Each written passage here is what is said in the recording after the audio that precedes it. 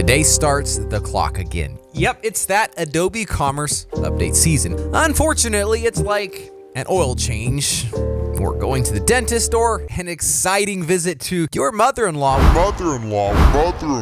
where their plywood box, their sleeping arrangements is the least of your concerns. Stop you from marrying my son. Look at you.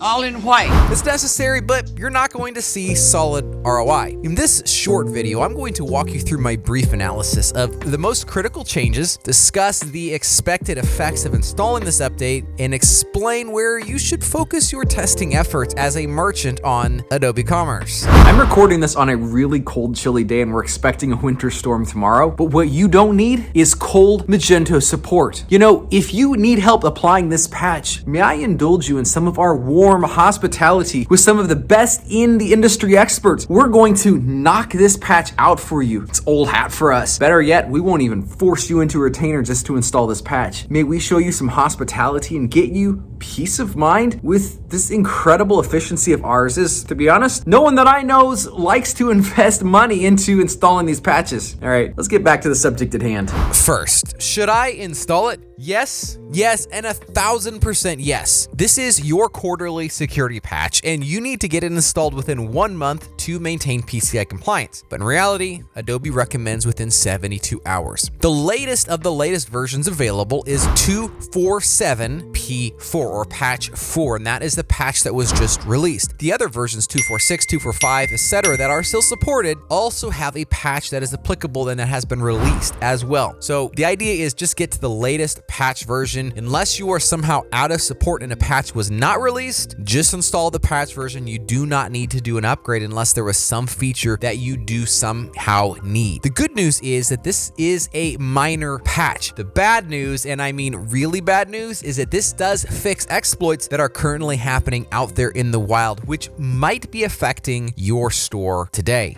Oh no! Oh no!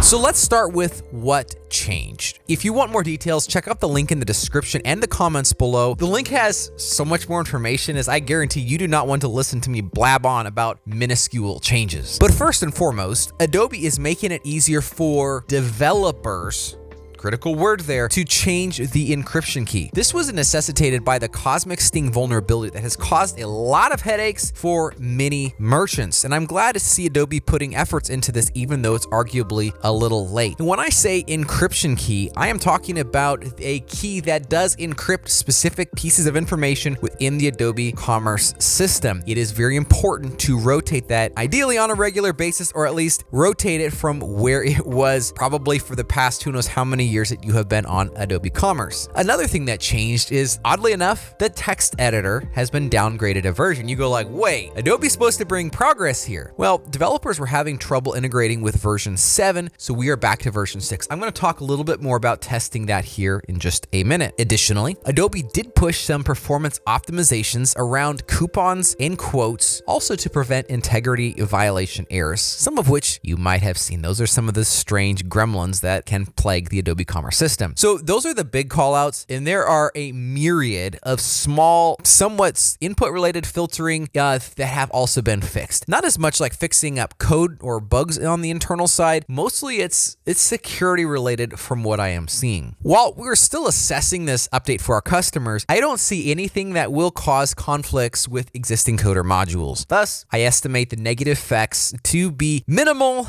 at best, which is a good thing, especially in the Adobe space. Now, as a merchant, your biggest question is, where should I focus my testing? Oh, she sounds like my wife. I'm going to give you several areas of critical importance outside of just the general kick the tires, make sure the checkout process works. Number one is review the text editors. And this sounds funny to say, but basically all of the text editors that I'm aware of in Magento are Page Builder enabled. So if you have Page Builder, you really don't need to worry about this much. You do want to make sure Page Builder builder works and that you can input some HTML content. But the only areas that I have seen Tiny MCE utilize is if you disable page builder. And if you have disabled page builder, we need to talk because you should be using page builder. However, the place you're likely to find these Tiny MCE HTML editors is probably in custom code or third-party modules where they are leveraging what I consider to be an archaic text editor. You will want to double check their additions to products, editing, categories, custom pages, and even store configuration just to make sure that these editors still work. They should, but just give it a double check. Additionally, save a product. One small update here is the weight field is now being validated. So you might also get some weird errors when pushing up weight information from your ERP. Make sure ERP pushes work as well. Number 3, update a customer from both the back end,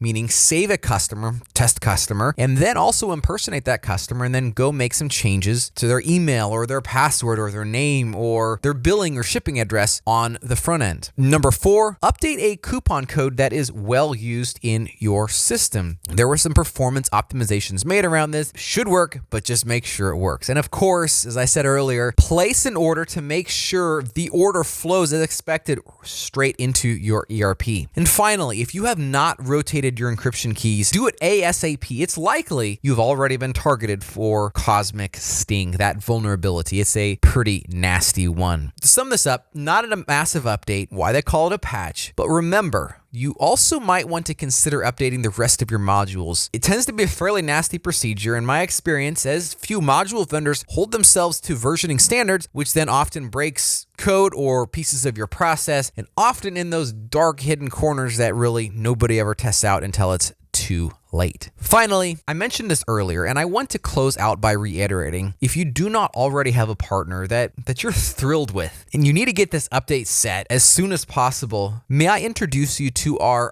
really talented team. We're incredibly capable at achieving success in this area for you, and we would love to have a conversation about how we can serve you in this way. So, to sum it up, get this patch installed as quickly as you possibly can.